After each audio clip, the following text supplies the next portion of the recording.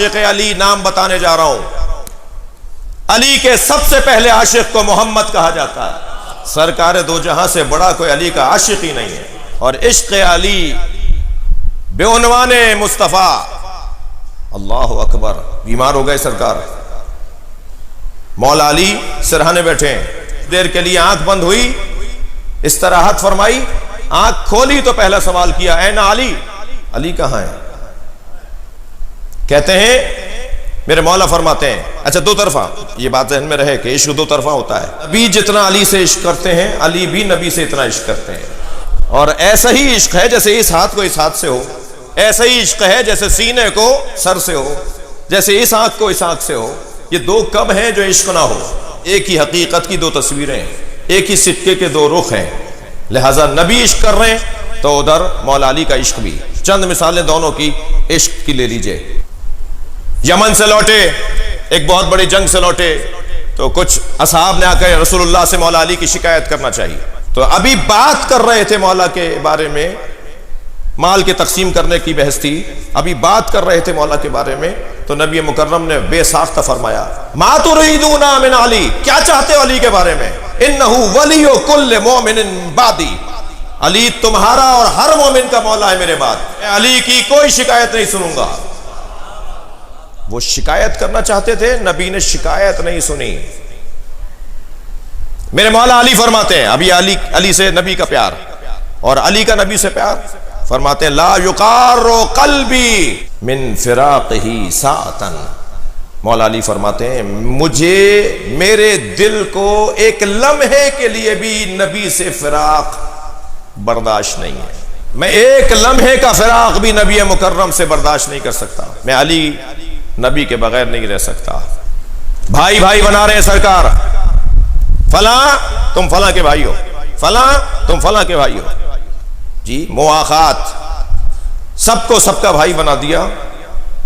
علی ممبر کے ساتھ کھڑے ہیں، علی بن ابی طالب کو کسی کا بھائی نہیں بنایا، جب سب کو بنا دیا تو مسکرا کے مولا کی طرف دیکھا اور فرمایا ما اخرتک الا لنفسی، میں نے تمہیں آخر میں اس لیے رکھا ہے کہ تم ہی تو میرے بھائی ہو، یا علی انت اخی فی الدنیا والآخرہ، یا علی تم دنیا میں بھی میرے بھائی ہو اور آخرت میں بھی میرے بھائی ہو۔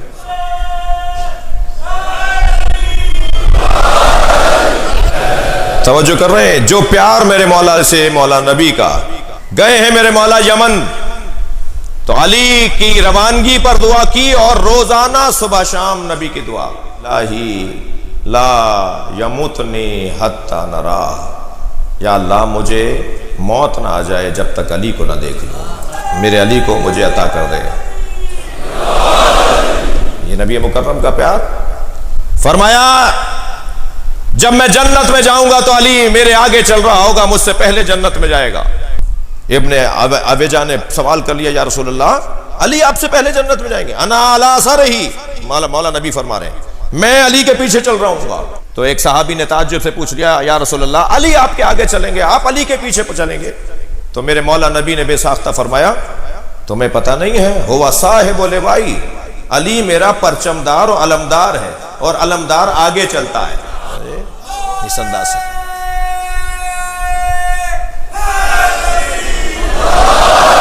اللہ اکبر، مثالیں دے رہا ہوں آپ کو مولا نبی کے پیار کی۔ میرے مولا نبی فرماتے ہیں میں معراج پر جب بھی گیا، اچھا یہ جملہ بتا رہا ہے کہ معراج ایک سے زیادہ دفعہ ہوئی ہے، قرآن میں ایک معراج کا ذکر ہے، علامہ نے لکھا ہے کہ معراج نبی کو 120 مرتبہ ہوئی ہے، اور بار بار سرکار، اور کئی بار سرکار معراج پر گئے، اور جو سرکاری اور آفیشل سفر تھا وہ ایک ہی تھا، باقی جب چاہتے تھے چلے جاتے تھے۔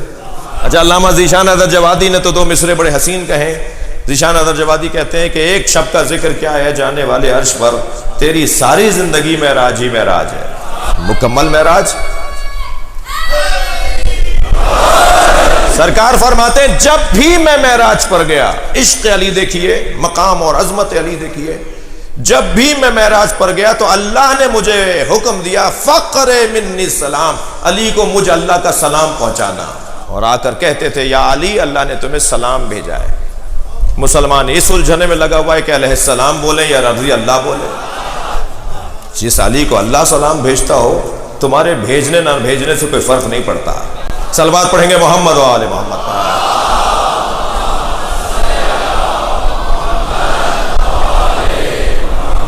مولا علی کا عشق دیکھیے، مولا علی کا پیار دیکھیے. نبی کی رحلت کے 10 سال بعد کسی نے کہا یا علی آپ خضاب کیوں نہیں کرتے، بال سفید ہو گئے. تو فرمایا نحنو قوم فی المصیبہ، ہم تو مصیبت میں، اور جو مصیبت میں ہوتا ہے وہ خضاب نہیں کرتا. کہا یا علی کون سی مصیبت؟ کہا نبی کا سوگ. 10 سال بعد نبی کی رحلت کے 10 سال بعد علی سے کہا جا رہا ہے، تو کہہ رہے ہیں نحنو قوم فی المصیبہ، ہم مصیبت زدہ قوم ہیں. کیا مصیبت ہے؟ نبی کی رحلت ہو گئی، اس سے بڑھ کر وہ ایک مصیبت ہے. مولا حسن لے آئے مولا علی کے سامنے ایک شربت کا، بابا ایک شربت بنایا ہے. فرمایا اس میں کیا ڈالا ہے؟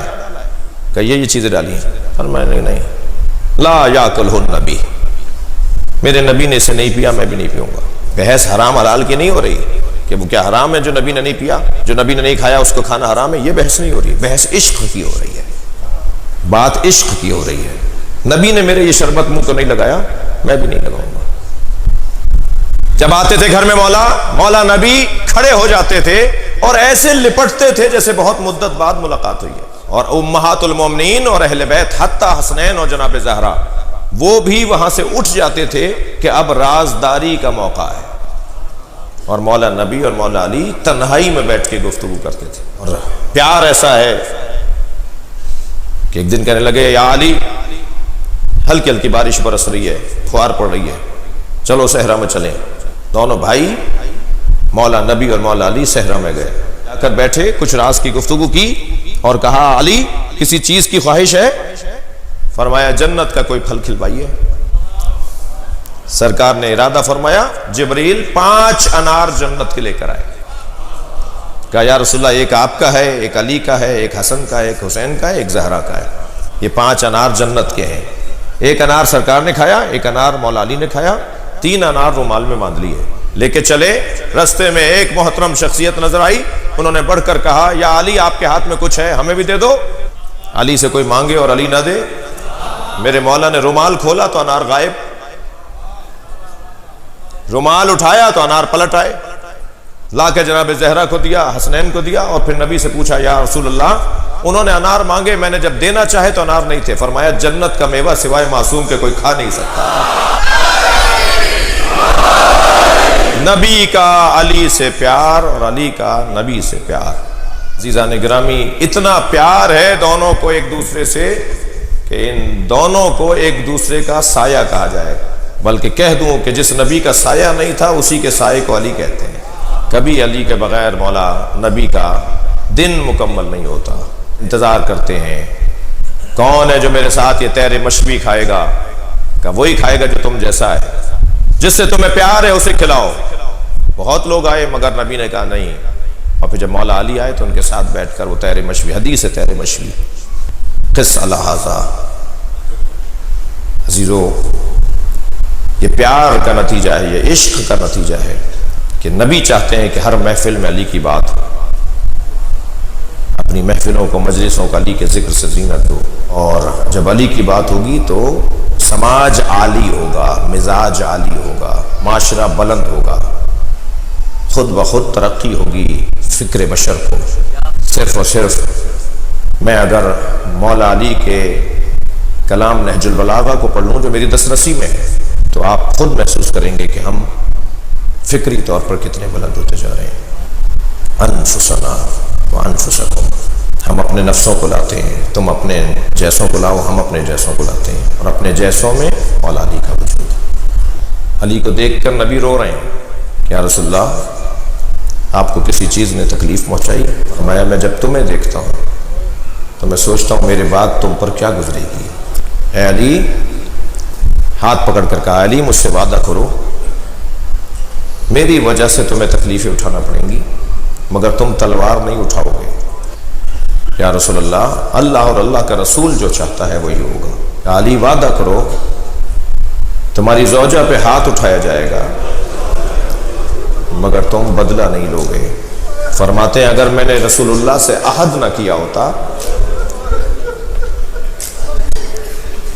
اللہ اکبر۔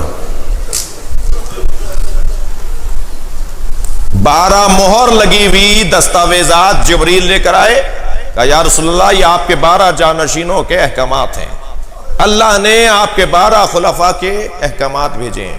اور علی نے اپنے حصے کا کھولا، باقی امام حسن کو دے دیے، امام حسن نے اپنے حصے کا کھولا امام حسین کو۔ ہر امام اپنے اپنے حصے کے احکامات جو اللہ کی مشیت ہے، جو اللہ ان سے چاہتا ہے، انہیں بتا دیا کہ کیا ہونا ہے، تمہیں کیا کرنا ہے، کھولتے تھے اور اس حکم کے مطابق اپنے امامت کے ایام کو گزارتے تھے۔ علی کو پہلے سے پتا تھا، یہ بچہ پوچھتا ہے اس وقت علی کہاں تھے جب دروازہ گر رہا تھا؟ علی وہیں تھے، علی دیکھ رہے تھے۔ یہی تو امتحان تھا نا علی کا۔ فرماتے ہیں یا علی تلوار نہیں اٹھاؤ گے؟ بیٹھے ہوئے تھے، کھڑے ہو گئے، آنکھوں میں آنسو بھر کے کہا اچھا یہ ہے نا ذہن میں میرے بچوں اور جوانوں کے کہ مولا علی غیرت مند بہت تھے۔ جناب زہرا کی میت جنازہ جب اٹھا رہے تھے تو امام حسن سے پوچھا کہ تابوت کے نیچے کوئی ہے، میں ایک سایہ محسوس کر رہا ہوں۔ فرمایا بابا ہماری بہن زینب اماں کو قبر تک پہنچانے ہمارے ساتھ جانا چاہتے ہیں۔ فرمایا تابوت کو رکھ دو، زینب کو گھر پہنچا کے آؤ، میں نہیں چاہتا کہ زینب کا سایہ بھی کوئی دیکھ لے۔ جو علی اپنی بچی کا سایہ بھی، میں نے پڑھا کہ جب نبی کے مزار پر جناب زینب جاتی تھی نا تو رات کی تاریکی میں لے جایا جاتا تھا تاکہ شہر بند ہو جائے اور کوئی اجنبی رستے میں مل نہ جائے، اور اگر مل بھی جائے تو حلقہ بنا کر جناب زینب کو لے کے جاتے تھے۔ امام حسن آگے چل رہے ہوتے تھے، امام حسین پیچھے چل رہے ہوتے تھے، محمد حنفیہ دائیں، عباس بائیں، اس سجا کر اہتمام کے ساتھ جناب زینب کو لے جاتے تھے۔